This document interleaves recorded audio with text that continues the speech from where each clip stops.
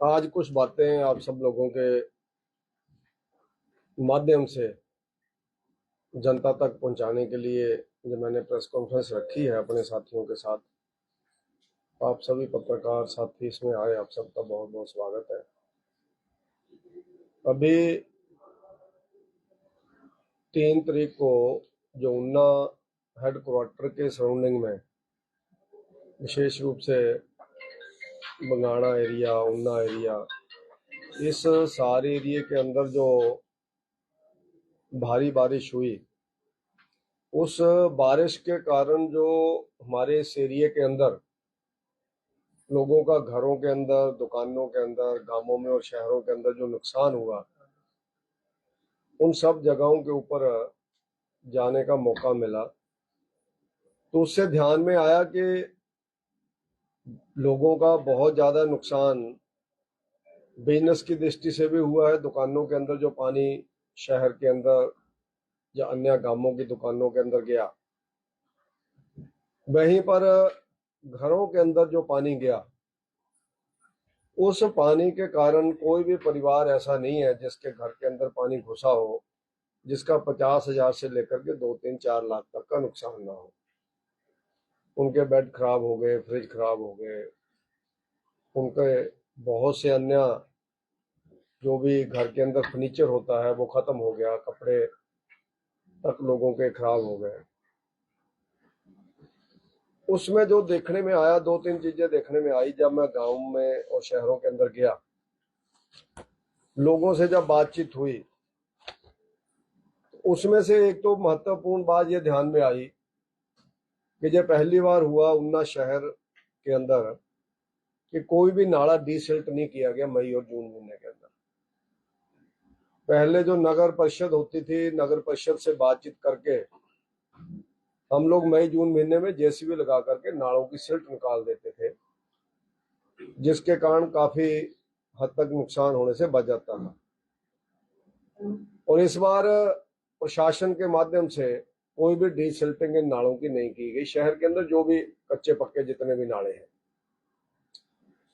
और दूसरा ध्यान में ये आया कि जहां जहां लोगों का नुकसान हुआ है गांवों में, शहर के अंदर, अनेकों घर ऐसे हैं जिनके घरों तक ना तो पटवारी तक गया, ना कोई अन्य व्यक्ति कोई उसका सर्वे करने के लिए गया, और ना ही कोई ढाढ़स बंधाने के लिए उन तक गया। उन्होंने कहा जी हमारे तो कोई नहीं आया, हम तो खुद ही लगे हुए हैं। और जो लोग, कुछ लोगों की जेसीबियां जो प्रशासनिक अधिकारियों ने किराए के ऊपर ली हैं प्राइवेट, वो जेसीबियां भी उस मौके के ऊपर मैंने खुद खड़ी हुई पाई। उनका कहना जी अपनी मर्जी से ये चलाते हैं, 2-3 घंटे काम करते हैं और उसके बाद कितना बिल आएगा इनका कोई पता नहीं है। जब पूरा दिन के लिए जेसीबी वहां लगी है तो काम क्यों नहीं कर रही है? उसकी प्रोग्रेस प्रशासन को लेनी चाहिए कि एक जेसीबी एक दिन में कितना काम करेगी। वो मौके के ऊपर जाकर के तहसीलदार, एसडीएम, एसडीओ, जे, एक्शन, इन सब लोगों को विजिट करके उसको टारगेट देना चाहिए कि इतने घंटे में ये साफ होना चाहिए, तब तेरे को इतना जहां पर पैसा मिलेगा। वरना मैंने देखा कि एक जेसीबी के माध्यम से भी एक नई करप्शन का धंधा जो पहाड़ में सुनते थे वो जहां पर भी शुरू हो गया है। यानी खड़े हुए देखे मैंने, और जब मैंने लोगों से पूछा कि मिट्टी का ढेर कितने दिन से, कहते परसों से लगे हैं जी ये जेसीबी वाले, 2-3 घंटे चलाते हैं, बाकी उसके बाद ठीक है जेसीबी खड़ी है, शाम को चले जाते हैं। जब हम बोलते हैं ऐसे करो वैसे करो तो हमारी सुनते नहीं। तो ये जो ध्यान में आ रहा है ये बहुत ही कष्टकारी है। ऐसे मौके के ऊपर भी अगर कुछ लोग ऐसे बिल बनाने में लगे हुए हैं और उनके ऊपर चेक कोई नहीं है, कोई जा नहीं रहा है वहां पर क्या काम कर रहे हैं। और दूसरा विषय ध्यान में आया कि इस बाढ़ के कारण जिनके घरों के अंदर पानी के पाइप टूट गए थे, पीने का पानी नहीं आ रहा है लोगों को। ये तो मैंने बिल्कुल फ्रंट कॉलोनी के अंदर देखा, जो ऊना के शहर के हेडक्वार्टर के अंदर कॉलोनी है, उसके अंदर 2-3 घर वालों ने कहा जी हमारा पानी नहीं आ रहा है, या तो उनको कहो कल फ्रंट कॉलोनी की जो हमारी स्कीम है इसको चेक करें आकर के, या फिर हमें टैंक से पानी भेजें। तो उसी समय मैंने ऑफिसर से बातचीत की, दूसरे दिन जाकर के वो ठीक हुआ। लेकिन मेरा ऐसा मानना है कि अगर शहर के अंदर ये हालत है तो गांवों की भी यही हालत होगी। अलग अलग गांवों में भी हम लोग गए तो वहां पर भी ये स्थिति है। और उसके साथ साथ तीसरी बात ध्यान में आई कि जिन लोगों का इतना नुकसान हुआ उसको जो आर्थिक सहायता सरकार कर रही है, फौरी राहत जिसको हम बोलते हैं, वो ऊंट के मुंह में जीरा है। बिल्कुल, किसी को 5,000 रुपया, किसी को 10,000 रुपया, तो इस तरह से उनको राहत दी जा रही है, खरात के रूप में राहत दी जा रही है। मेरा सरकार से आग्रह है और प्रशासनिक अधिकारियों से भी आग्रह है कि उन सब दुकानों का, घरों का सर्वे करते हुए, सर्वेक्षण करते हुए आप सरकार को एक एक घर, एक एक दुकान की रिपोर्ट भेजें। इसी काम में लगे, कुछ कामों को छोड़ करके, चाहे संडे आए चाहे छुट्टी आए। बड़े अधिकारी फील्ड के अंदर उतरे और साथ में छोटे अधिकारियों को लेकर के, पटवारी कानूनगों से लेकर के जितने भी लोग इस मामले में एक्सपर्ट हैं, उन लोगों से उसकी सर्वे रिपोर्ट तैयार करवाएं, नुकसान की रिपोर्ट तैयार कराएं और उसके बाद जाकर के गवर्नमेंट को भेजें और गवर्नमेंट भी रिलीफ मैनुअल को बदल करके लोगों की सहायता करे। क्योंकि रिलीफ मैनुअल का जहां तक मुझे जानकारी है, उसके माध्यम से जो मिलेगा लोगों को कुछ भी नहीं होगा, ना के बराबर होगा, मजाक होगा। और लोग मजाक भी कर रहे थे, जी हमें 2,000 रुपया दे के गए, हमें 5,000 रुपया दे के गए, 10,000 रुपया दे के गए, हमारे तो ये 4 तो कमरे भरे पड़े थे पानी से, बेड हमारे फूल गए, फ्रिज हमारे सड़ गए, कूलर हमारे सड़ गए और हम लोग बड़ी मुश्किल बाहर निकले। और पूरे बिस्तर, चादरें, गद्दे, ट्रालियां भर भर के लोग किनारे फेंक रहे हैं जाकर के, उनको भी 5,000 रुपया मिल रहा है। तो मेरा प्रदेश सरकार से, मुख्यमंत्री जी से आग्रह रहेगा कि ऊना के बारे में आपके नुमाइंदों ने शायद आपको जानकारी नहीं दी है। एक बयान तक भी मुख्यमंत्री जी का ऊना के बारे में नहीं आया, ना किसी मंत्री का बयान आया और हमारे अपने उप मुख्यमंत्री जी भी नहीं आए जहां पर, वो भी यहां पर नहीं पहुंचे हैं। तो शायद उनको सटीक जानकारी नहीं मिली है। तो मैं आप प्रेस मीडिया के माध्यम से चाहता हूं कि आप इस जानकारी को माननीय मुख्यमंत्री जी तक पहुंचाएं, मुख्यमंत्री जी के ध्यान में चीज आए ताकि इसके ऊपर वो कार्रवाई करें। और दूसरा विषय जो हमारे ध्यान में आया कि इस व्यवस्था परिवर्तन की सरकार के युग में हॉस्पिटल भी अब शराब के अड्डे बनने शुरू हो गए हैं। और शराब भी कौन पी रहे हैं, मुझे बोलने में भी शर्म आ रही है, जो अखबारों के अंदर छपा है। यानी जिन लोगों के हाथ में मरीजों को बचाने का जिम्मा है, आदमी भागा भागा हॉस्पिटल में रात को जाता है और वहां पर आपको अगर स्टाफ के लोग शराब पी करके मिले, स्टाफ के लोग अगर वहां पर उल्टियां करते हुए मिले, स्टाफ के लोग आपस में झगड़ा करते हुए मिले शराब पी करके, तो आप स्वयं अंदाजा लगा सकते हैं कि इस हॉस्पिटल के अंदर पहले एक दवाई माफिया था सक्रिय, अब शराब माफिया भी वहां पर सक्रिय हो गया है।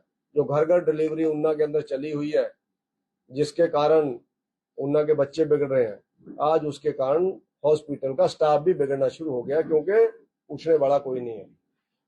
और मुझे हैरानी तब हुई जब किसी बड़े व्यक्ति ने जाकर के वहां पर समझौता किया और कल पूरा दिन न्यूज को दबाने का लगाया। और मैं धन्यवाद करता हूं अखबार वालों का, जिन लोगों ने न्यूज लगाई है, या जिन लोगों ने सोशल मीडिया के ऊपर डाला है, या जिन लोगों ने उसको उठाया, कि उन सब लोगों ने न्यूज को दबाने के लिए कौन व्यक्ति वहां पर गया पूरा दिन 11 बजे से लेकर के 3 बजे तक, कौन बड़ा लीडर वहां पर बैठा रहा हॉस्पिटल के अंदर, इसका संज्ञान प्रशासन को, सरकार को लेना चाहिए। तो ये हालत आज ऊना अस्पताल की हो गई है, जिस हॉस्पिटल के अंदर 800-900 ओपीडी है, उस हॉस्पिटल की ये स्थिति है। और उसके साथ साथ आप लोग देखते होंगे, एक ऊना संदोगढ़ वाया नंगड़ा रोड के ऊपर रामपुर में एक पुल खराब हो गया था, जिसके बारे में मैंने पहले भी बोला, सारे खराब होंगे आने वाले टाइम में। जिलेड़ा का बड़ा पुल हो गया, रामपुर का हो गया, इसके बाद नंगड़ा, फतेहपुर, ये सारे पुल जाएंगे। आप खड्डों के अंदर स्थिति जाकर के देखो किस लेवल की इस बाढ़ के कारण, इस बारिश के कारण किस तरह की वहां पर पुलों से नीचे डीसिल्टिंग जो हुई है वो 4-4, 5-5 फुट चल गई। आप लोग इसका भी फोटो ले सकते हैं जाकर के, जो बारसड़ा का पुल बना हुआ है, आपका पिखुवेला का पुल जो बना हुआ है, और आपका सुनेरा का जो पुल बना हुआ है, जो सारे पुल बीजेपी के टाइम पर बने, उन सब का वहां से मिट्टी रुड़ करके स्वां के अंदर जो 20-20 फुट गहरे गड्ढे डाले हुए थे, वो गड्ढे भरे गए जाकर के उस मिट्टी से, और पुलों के पिलरों के नीचे से मिट्टी निकल गई, और उसके कारण जाकर के पुलों की आज हालत खराब होगी। एक पुल रामपुर का 2 सालों से कांग्रेस से बना नहीं, उसका एस्टीमेट 16 करोड़ रुपए का गया था, और कांग्रेस सरकार ने बजट में कितना पैसा रखा उसके लिए? 1 लाख रुपया। 1 लाख रुपया सरकार ने बजट में भेजा, बजट बुक को देख सकते हैं। कहां 16 करोड़, कहां 1 लाख रुपया। आज फिर पुल बंद हो गया। आप सब लोग उजागर तो कर रहे हैं उसको, आपका भी मैं धन्यवाद करता हूं कि आप एकदम मीडिया के लोग एकदम ऐसी जगह पे पहुंचते हैं। लेकिन उस पुल की किसी ने सुध ली? पहली बार ऐसी स्थिति आई होगी कि 2 साल से उस पुल को बनाने के लिए गवर्नमेंट की तरफ से कोई प्रयास नहीं किया गया। बाकी काम तो सारे रुके हुए ही है। तो उस तरह से जो व्यवस्था परिवर्तन की जो वर्तमान सरकार है, जिस सरकार के अंदर जिला हेडक्वार्टर के ऊपर ही लोगों को बाढ़ के 2-3 दिन बाद पीने का पानी नहीं पहुंच रहा है, लोगों को फौरी राहत के रूप में मजाक किया जा रहा है, और अनेकों घरों दुकानों के ऊपर प्रशासन का कोई भी व्यक्ति पहुंचा ही नहीं है, और हॉस्पिटल के अंदर स्टाफ के लोग, आप लोग जानते हैं कौन है स्टाफ के लोग, लेकिन मेरे को बोलने में भी शर्म आ रही है। नर्सें बोलूंगा तो सारे नर्सें बदनाम होगी उसमें, डॉक्टर बोलूंगा सारे डॉक्टर बदनाम होंगे उसमें, 4th क्लास के किसी कर्मचारी के बारे में बोलूंगा तो सारे कर्मचारी बदनाम होंगे, सबसे घर में इंक्वायरी हो जाएगी अपने जब पहुंचेंगे। लेकिन मैं स्टाफ इसलिए कर रहा हूँ कि जो वहां पर व्यक्ति हैं वो कोई भी है, क्लास 4 से लेकर के ऊपर तक, ये किसने किया है? जो सीएम और एमएस का काम है, इतनी डरने की जरूरत नहीं है किसी को। इस तरह से मत डरो, आप लोग डिग्रियां करके आए हुए हैं, पढ़े लिखे लोग हैं। दवाई माफिया के बाद शराब माफिया भी ऐसे चलेगा तो कोई मरीज लेके नहीं आएगा, हॉस्पिटल उजड़ जाएगा। रात को कोई व्यक्ति आएगा नहीं डर के मारे के, वहां तो शराब भी होती है। पहले भी शिकायतें आती हैं कि जो कमरे रेस्ट रूम बनाए हुए हैं वो सोने के कमरे बन गए हैं, सोए हुए नहीं उठते हैं, कुंडे खड़काते रहते हैं लोग वहां। फिर हमें फोन करना पड़ता है कि भाई साहब उठ नहीं आए, सीएमओ साहब जरा फोन करो। फिर सीएमओ साहब एक्शन लेते हैं, तब जाकर के वहां पर मरीज के पास स्टाफ पहुंचता है। ऐसा 1-2 बार मैंने खुद भी किया, रात को 12 बजे 11:30 बजे, जी उठ नहीं रहा कोई भी, हम मरीज लेकर के आए हैं। तो यही धंधे होते होंगे वहां पर हॉस्पिटल के अंदर, तो उठना कहां से आदमी ने? तो ये सारी चीजें और पुल की जो स्थिति है, वो सारी चीजें देख करके लगता है कि ऊना को इस सरकार ने लवारस छोड़ दिया है। ऊना जिला को, यहाँ लोगों को गोलियों से मारा जा रहा है, कोई व्यक्ति पकड़ा नहीं गया। कितने दिन हो गए आज, आप लोग जानते हैं कितने दिन हो गए, मुझे लगता है 10-12 दिन हो गए होंगे, कोई व्यक्ति नहीं पकड़ा गया। तो ये जो सारी बातें हैं, ये सारी बातें सरकार की फेल्योर की तरफ इशारा करती हैं कि सरकार पूरी तरह से फेल हो गई है, सरकार की व्यवस्था चारों ओर चरमरा गई है, और प्रशासनिक अधिकारी सिर्फ राजनीतिक दबाव के अंदर काम कर रहे हैं। और राजनीतिक दबाव के अंदर काम जिस समय होता है तो परिस्थितियां वो ही होती हैं जो बाकी प्रदेशों के अंदर। सारा प्रशासन जब चरमरा गया तो हमारा प्रशासन भी जिला का उसकी ओर जा रहा है। तो मेरा आग्रह रहेगा प्रदेश सरकार से समय पर जाग जाए, वरना मैंने गुंडागर्दी के बारे में तो पिछले बजट सेशन में बोला था कि भगवान करे ऊना के अंदर वो ना हो जो मैं बोलने जा रहा हूं। मैंने कहा ऊना के अंदर मुख्यमंत्री जी गैंगवार होगा, उसमें लोगों के बच्चे मरेंगे, नशे से तो मर ही रहे हैं, और गैंगवार होगा उस समय आपको पता लगेगा। लेकिन अब उसकी शुरुआत हो गई है, आप लोगों ने देखा होगा, कोई ध्यान नहीं दिया उन्होंने इसकी तरफ। शरेआम लोग जहां पर घूमते हैं गाड़ियां लेकर के, खुले शीशे छोड़ करके, बड़े बड़े टायर लगा के। मैंने एक दिन जीप देखी है पंजाब की नंगर की, घूम रही थी पूरा दिन, जिस दिन बाढ़ आई हुई थी उस दिन घूम रही थी वो सड़कों के ऊपर। आप लोगों को भी शायद ध्यान में आई होगी। अब वो कौन है मेरे को नहीं पता कौन है, नंबर लेकिन पंजाब का था जो मैंने उसके ऊपर देखा। भैया कौन लोग हैं? ये सारा चेक करना गवर्नमेंट का काम है, प्रशासन का काम है, पुलिस का काम है। तो इन सब बातों को जनता तक आप लोग पहुंचाएं, और इस व्यवस्था परिवर्तन की सरकार से जितनी जल्दी निजात मिले उतना अच्छा रहेगा, इतना मेरा कहना है। सर, जिस तरह से आपने हॉस्पिटल की बात की कि दारू पीने वालों पर और सीएम ने क्या कार्रवाई की, अगर उन्होंने कोई कार्रवाई नहीं की तो आप क्या कार्रवाई करेंगे? इसमें कोई कार्रवाई नहीं की है, मैंने जो पढ़ा है, मेरे को कल फोन आया था इन अखबार वालों का, और मैंने उनको कहा था कि इनकी इंक्वायरी होनी चाहिए, इनके ऊपर एफआईआर होनी चाहिए, क्योंकि हमने अपने लेवल पे इंक्वायरी की तो हमें पता चल गया था कि पॉलिटिकल दबाव के अंदर कुछ नहीं हो रहा है, जहां पर कुछ होगा भी नहीं। जब उन लोगों के ऊपर कुछ नहीं हुआ जिनसे 4,93,000 रुपया जुए में पकड़ा महतपुर में, दूसरे दिन पुलिस सस्पेंड कर दी, तो आपको क्या लगता है यहाँ क्या होगा?